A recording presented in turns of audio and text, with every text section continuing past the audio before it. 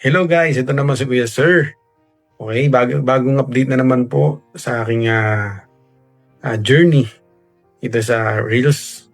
Okay, in-extend naman po tayo ni Meta ang ating visibility for 5 days. So sa akin po is napakagandang balita niyan, and I think karamihan sa inyo ay nakaka-receive din po ng ganyan. Okay, bakit nga ba tayo nakakuha ng ganyan guys? So si Meta ay napapansin yung ating contents, yung ating ginagawa sa Facebook, at yung mga activities natin, lahat-lahat po yan ay napapansin ni Facebook. So, ultimo maliit na bagay ay mapapansin ni Facebook. So, tuloy-tuloy lang po natin ang ating pag-engage sa ibang creators, sa mga users, sa mga viewers natin, followers. Then, huwag kayo makakalimot mag-reply sa kanila para po mas ma-extend pa ang ating visibility sa platform ni Facebook. So, sa ganung paraan is makakakuha tayo ng magandang dashboard. Puro green po ang lalabas niyan pag ginagawa po natin yan. Okay? So, sana po mabisita nyo rin ako. And then, mamaya po is dadaan naman po ako sa mga reels nyo. Sana po makita ko yung mga reels nyo. Okay po? Follow for more. Hello guys! Ito na naman po si Kuya Sir. Okay? Yan pong nakikita nyo sa likod ko, yan po yung current na dashboard ko sa mga panahon na to. Kaka-screenshot ko lang po kanina. So, yan po, currently nasa 249 followers pa lang po ako. So, kumakatok po ako sa inyo mga puso.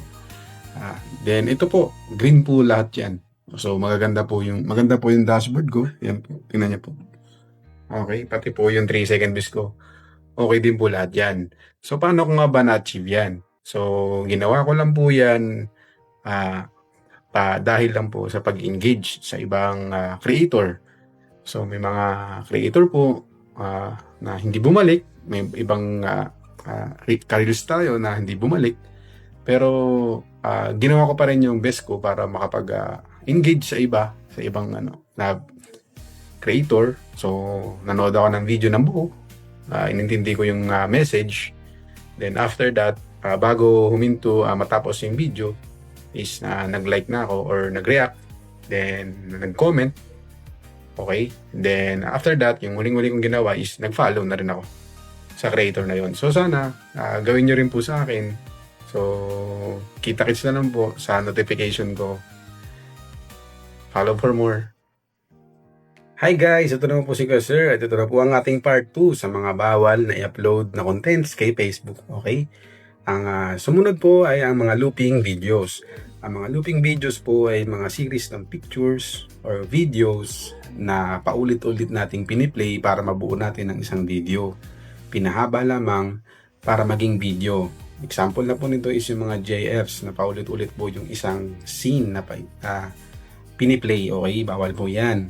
Sumunod po is mga text montages or text montages man yan, ano mang basa dyan.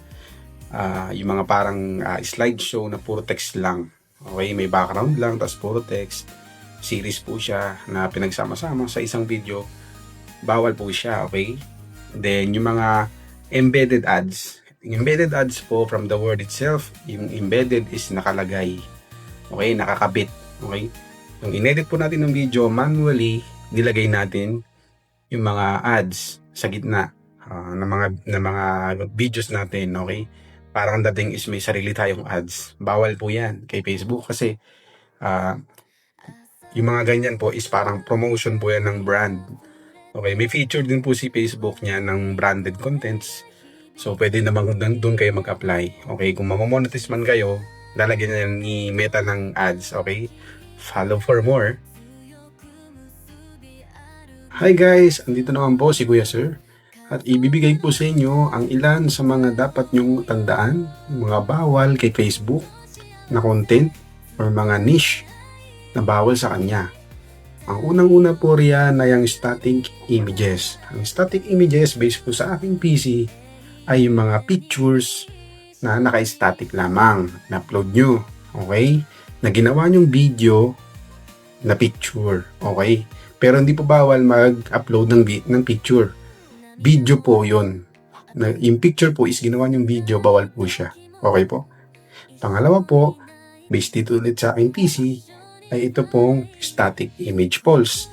Static image polls po ay yung mga yes or no.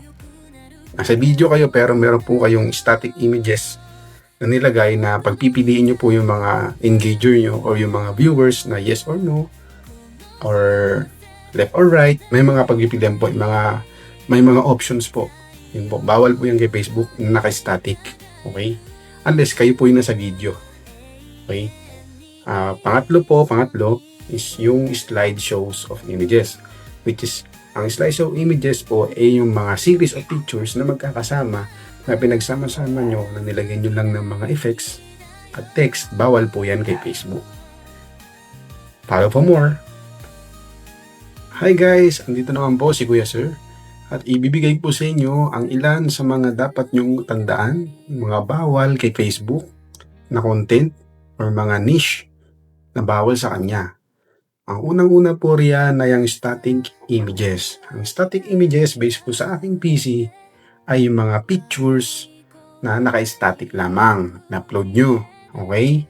Na ginawa nyong video na picture. Okay? Pero hindi po bawal mag-upload ng picture. Video po yun. Yung picture po is ginawa nyong video, bawal po siya. Okay po? Pangalawa po, based dito ulit sa aking PC, ay ito pong static image polls.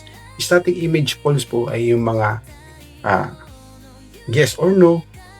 Nasa video kayo pero meron po kayong static images na nilagay na pagpipiliin nyo po yung mga engager nyo or yung mga viewers na yes or no or left or right. May mga pagpipilian po, may mga options po. Yun po. Bawal po yan kay Facebook na naka-static. Okay? Unless kayo po yung nasa video. Okay? Pangatlo is yung slideshows of images, which is ang slideshow images po ay yung mga series of pictures na magkakasama na pinagsama-sama nyo na nilagay nyo lang ng mga effects at text. Bawal po yan kay Facebook. Follow for more. Hi guys, ito naman po si Kuya Sir at ipapaliwanag ko na naman sa inyo ang mga klase ng mga original contents na pwede nyo i-upload sa Facebook Reels or sa in-stream ads, mga long videos, or isama nyo sa inyong mga live. Okay? Unang-una na riyan yung mga video vlog. Okay? Yung ginagawa natin sa pagbibideo ng mga lugar, pagbibideo natin kasama ang pamilya natin, yan po ay pasok sa vlogging. Opo, papasok po yan sa original contents. Okay? Mga programa sa TV, trailers, movies, episodes ng mga palabas. Ayan po ay kung in-upload po ng mga TV programs or mga producing company, mga publishing company, is original content po yan. Okay? And then yung mga news coverage, mga news na may mga anchors, okay? Mga pinapaliwanag, may nagpunta sa isang lugar, may nagko-coverage, yan. Mga original contents po yan. So, yan po yung pwede nating gawin para yung content natin is ma-monetize talaga kasi original po siya. Okay? Follow for more.